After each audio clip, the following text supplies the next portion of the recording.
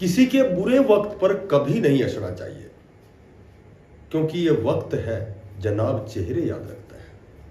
और जो मूर्ख व्यक्ति होते हैं हमेशा दूसरों पर हंसते हैं, और समझदार व्यक्ति हमेशा स्वयं पर हंसते हैं। नमस्कार प्यारे बच्चों, आज चूंकि संडे है, ठीक है, आज पूरे दिन से कोई अपडेट नहीं दी, तो आज की जो हम अपडेट है बड़ी इम्पोर्टेंट अपडेट कह सकते हैं, बड़ी लेटेस्ट अपडेट कह सकते हैं, या फिर पॉजिटिव चर्चा कह सकते हैं।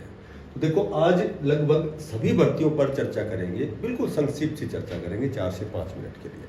तो सबसे पहले हम बात करते हैं, देखो बार बार आप लगातार देख रहे हैं, न्यूज़ पढ़ रहे हैं कि आपका जो CET है वो बहुत जल्दी होने वाला है, क्योंकि जितनी भी जो आपकी लेटेस्ट जो 2025 में जो भी आपकी रिक्रूटमेंट है, जो भी आपकी नोटिफिकेशन है, वो 2025 में आने से पहले एक जो कंडीशन है जो हमें सीढ़ी तय करनी है वो CET की है, ठीक है। तो CET, चूँकि हम लगातार पढ़ रहे हैं कि CET जो है आपका इसी महीने में यानी कि जून में ही होना है, और यदि जून में ही आपका एग्जाम होता है तो ये कहना भी कोई अतिशयोक्ति नहीं होगा, क्योंकि कोर्ट द्वारा स्पेशल आदेश दिया गया है कि जल्दी से जल्दी तुरंत प्रभाव से शीघ्र CET का एग्जाम होना है। तो यदि हम और थोड़ी सी चर्चा करें तो CET का एग्जाम मैक्सिमम यदि हम मानने कयास लगाएं तो आपका ज़्यादा से ज़्यादा आपका जुलाई में CET होना है, ठीक है। वो अब ये बात करें कि लगभग 13 लाख आपके फॉर्म भरे गए हैं, ठीक है, 13 लाख लगभग आपके फॉर्म भरे गए हैं। लगभग जो भरने की जो प्रक्रिया है वो लगभग समाप्त हो चुकी है। 14 तारीख थी रात 11:59 बजे तक, और उसके बाद 2 दिन का फीस का समय दिया गया है। तो देखो, इसमें एक तो छोटी सी बात आपको ये बताता हूँ कि एक तो बिल्कुल भी बच्चे पैनिक ना हो, बिल्कुल भी आप किसी प्रकार की टेंशन ना लें, क्योंकि संभवतः 1 या 2 दिन का समय और भी दिया जा सकता है। और यदि हम और दूसरी बात करें तो करेक्शन का समय तो देना ही देना है। अब भी जो बच्चों ने जो अभी भी आनंद फानंद में बच्चों ने जो फॉर्म भरे हैं वो लगभग अनरिजर्व कैटेगरी में जनरल में फॉर्म भरे हैं, क्योंकि जो सर्टिफिकेट है पुराने सर्टिफिकेट की वजह से तो वो जनरल में फॉर्म भरे हैं। तो करेक्शन का समय आपको जरूर दिया जाएगा, और संभवतः आपको 1 या 2 दिन और भी इसकी डेट बढ़ाई जा सकती है, ठीक है। तो आपका जो एग्जाम जुलाई लास्ट तक होना है। 13 लाख फॉर्म भरे जाएंगे, लगभग 30 से 40 हज़ार नई भर्तियाँ आएंगी, C और D ग्रुप की भर्तियाँ। अब D ग्रुप के अलग से भी आपके फॉर्म अप्लाई करवाएंगे आपसे। तो कहने का मेरा मतलब है कि जो आपका ये जून है, ठीक है, मिड जून चल रहा है, जुलाई लगा लो, ज़्यादा से ज़्यादा अगस्त लगा लो। तो ये जो 3 महीने हैं आपके लिए, आपके जीवन के लिए, आपकी लाइफ के लिए कितने महत्वपूर्ण होने वाले हैं एस्टेट वालों के लिए, क्योंकि जो भी टीचिंग पदों पर जो भर्ती आएंगी एस्टेट के बाद आएंगी, जो भी रेस्ट ऑफ हरियाणा JBT की आएगी, TGT की आएंगी, या फिर मैं बात करूं तो C और D ग्रुप की जो भर्तियां हैं तो वो सारी आपकी CET बेस पर ही आने वाली है। तो एक तो सभी बच्चे अपनी तैयारी को और थोड़ा सा इंक्रीज करें और ज़्यादा बढ़ाएं, बहुत अच्छा प्रयास करें, ठीक है। और हमें 13 लाख नहीं देखना, हमें 3 लाख नहीं देखना, 40 हज़ार नहीं देखना, हमें केवल एक सीट चाहिए और वो सीट हमें लेनी है। ये आपके लिए मस्ट है, ठीक है। वो कहते हैं ना, बोले हार तब होती है जब मान लिया जाए, और जीत जब होती है जब ठान लिया जाए। तो आपको ठान लेना है, ठीक है। तो अब हम बात करते हैं दूसरी हरियाणा पुलिस की। देखो, हरियाणा पुलिस की मैं बात करूं तो आज अखबार की लेटेस्ट जो अपडेट है कि भाई विड्रा कर दी गई है भर्ती को, जो भी 5600 पदों पर लगभग 70 से 80% ऐसे कैंडिडेट हैं जो ओवरेज हो गए हैं, तो उनके साथ तो कहीं न कहीं गलत होगा यदि ये विड्रा होती है, क्योंकि जो नई भर्ती में जो भी मेंशन की गई है लगभग 6500 पदों पर आपकी हरियाणा पुलिस की नई भर्ती आएगी। अगर ये विड्रा होती है तो 5600 और जुड़ जाएगी, 12-13 हज़ार जो आपकी हरियाणा पुलिस की लॉट ऑफ नंबर जो वैकेंसीज हैं वो हो जाएंगी। लेकिन कहीं कहीं उन बच्चों के साथ गलत होगा जो ओवरेज हो चुके हैं। तो देखो, अखबार की हम ऑथेंटिक खबर तो मानेंगे नहीं, लेकिन अखबार की जो न्यूज़ माने तो आपकी न्यूज़ ये है कि ये संभवतः आपका नया CET में भी जा सकता है, ठीक है। तो कुछ एक पॉसिबिलिटी ये भी बनती है। तो ये कहना जल्दबाजी है कि वास्तव में ये जो ओल्ड CET की बजाय न्यू CET पे होगा। बाकी आगे क्या होता है वो विधाता जाने, ठीक है। किसी बात पे बहुत जल्दी फैसला लेना, ये तो जल्दबाजी होगी। अब हम बात करते हैं रिवाइज रिजल्ट का। देखो, लगभग 700 कितने 90 बच्चे 800 बच्चे के लगभग, तो वो बच्चे जैसे रिवाइज रिजल्ट में निकाल दिए गए हैं, ठीक है। और कुछ एक बच्चे नए भी आए हैं, तो पहले तो उन बच्चों को मैं कॉन्ग्रेचुलेशन कहूँगा, क्योंकि वो बहुत लंबे समय से संघर्ष कर रहे हैं।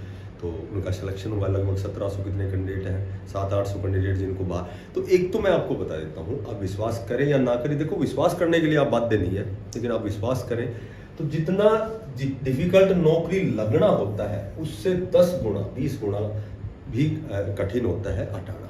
आसानी से कोई चीज़ नहीं हटती है, बहुत से और भी मार्ग होते हैं, बहुत से और भी रास्ते होते हैं, बीच बचाव का रास्ता भी होता है, ठीक है, स्टे ऑर्डर भी जारी हो सकता है, बहुत सी ऐसी चीज़ें हैं। तो बिल्कुल इतना ज़्यादा भी अपने आप को तनाव में ना ले, भाई तनाव लेने से भी क्या होना जाना है, तो ये लगभग हटाए नहीं जाएंगे, इसका कोई ना कोई रास्ता निकलेगा, आप खुद देख लेना। दोबारा से मैं फिर वीडियो बनाऊंगा।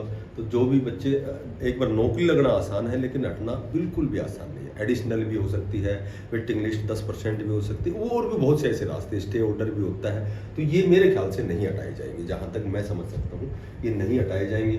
अब हम बात करते हैं HSSC डी ग्रुप की। देखो डी ग्रुप की मैंने पहले भी कल परसों भी एक वीडियो बनाई थी आपकी। तो HSSC जो डी ग्रुप है, HSSC जो डी ग्रुप है उसकी यदि मैं बात करूं तो आपका लगभग जो नेक्स्ट जो वीक आने वाला है, जो नेक्स्ट वीक आने वाला है, थोड़ी सी कट ऑफ की भी चर्चा करेंगे। जो नेक्स्ट वीक आपका जो आने वाला है, थर्ड वीक जिसको हम कहेंगे, तो उसमें आपकी मैक्सिमम पॉसिबिलिटी है कि आपकी विश लिस्ट जो है लगभग ये लगा लो कि लिस्ट आपकी तैयार होने के अंतिम स्तर पर है।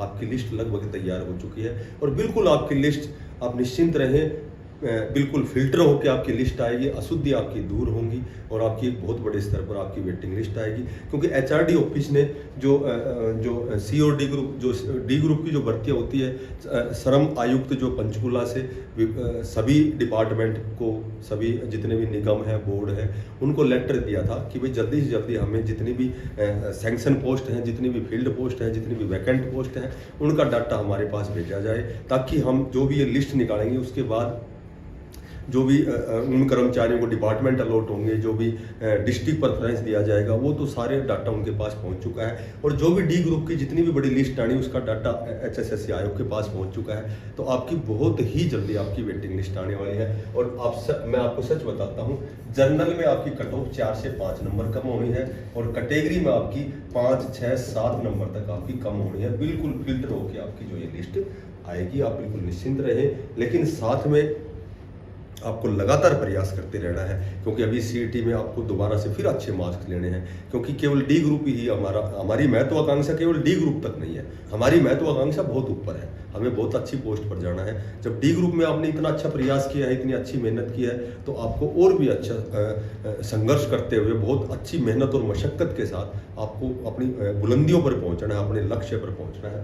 तो आपकी जो लिस्ट है थर्ड वीक में पॉसिबिलिटी है, लेकिन 30 जून से पहले तो जहाँ तक मैं समझ सकता हूँ 30 जून से पहले तो आपकी कन्फर्म ही आपकी लिस्ट आनी है। जिस हिसाब से आपका CET का एग्जाम होना है, जिस हिसाब से आपकी सारी चीज़ें, सारी प्रक्रियाएं बहुत ही तीव्र गति से चल रही हैं। बात करें JVT रिजल्ट की, तो JVT जो रिजल्ट है, जहाँ तक जानकारी के मुताबिक कह सकता हूँ मैं, या मैं जानकारी के अनुसार कह सकता हूँ, तो आपका जो JVT का जो रिजल्ट है, कुछ एक बच्चे हो सकता है होल्ड पे हो, बाकी आपकी ये प्रक्रिया भी बहुत जल्दी स्टार्ट होने वाली है। ठीक है, बहुत जल्दी आपकी प्रक्रिया स्टार्ट होने वाली है। जर्नल की जो भी आपकी DV की कट ऑफ है 70 पॉइंट कुछ है, जो भी आपकी 65 पॉइंट कुछ है, BCB की 67 पॉइंट कुछ है, तो हो सकता है EWS में, देखो मैंने पहले भी आपको बताया था कि जो रिजर्वेशन का जो मामला है, यदि 2 पेपर होते हैं तो बहुत ज़्यादा मायने रखता है, और यदि वन सिटिंग में यदि आपका एग्जाम होता है, केवल एक ही एग्जाम होता है, तो लगने जब भी वही थे, फाइनल स्टेज में भी रिजर्वेशन मिलेगा और अब भी वही बात है। तो हो सकता है कुछ होल्ड पे हो, लेकिन कुछ एक बातें चल रही हैं। तो आपकी जो कट ऑफ की यदि मैं बात करूँ, तो जर्नल में ज़्यादा से ज़्यादा आपकी 3 नंबर ऊपर, ज़्यादा से ज़्यादा 4, और बाकी कैटेगरी में आपके 3 नंबर या 2 से 3 नंबर आपकी कट ऑफ ज़्यादा जानी है। इसका कारण मैंने आपको पहले कई बार बता दिया कि बहुत से मैक्सिमम जो बच्चे हैं वो वेरियस प्रकार के, दूसरे प्रकार के डिपार्टमेंट में चले गए, दूसरे प्रकार की पोस्ट में उन्होंने ज्वाइन कर लिया है। तो बिल्कुल निश्चिंत रहें, लेकिन अपना एस्टेट का प्रयास जारी रखें। ठीक है, एस्टेट की तैयारी भी करते रहें, और एक्स्ट्रा भी मैंने आपको पहले बताया था कि 2025 में एक बहुत ही गोल्डन ईयर है ये 2025 का। जो भी साथी जिसने जेबीटी किया है, बीएड किया है या इस दिशा में प्रयास किया है, उनके लिए ये साल बहुत ही गोल्डन साल है।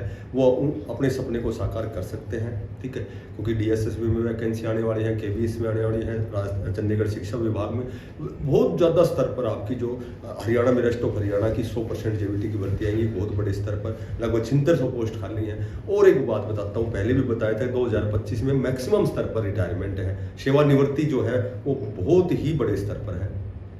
तो ये साल में आपको वास्तव में बहुत अच्छा प्रयास करना है, अपने सपने को साकार करना है। जो भी साथी, जो भी बच्चे नए हैं, चैनल को सब्सक्राइब करना, ज़्यादा से ज़्यादा इसको शेयर करना, ठीक है। फिर मिलते हैं किसी नई अपडेट के साथ। अब फिलहाल हमारा पूरा फोकस है, पूरा ध्यान है वो केवल पढ़ाई पर है। हम केवल पूरे दिन क्लासेज लेते हैं।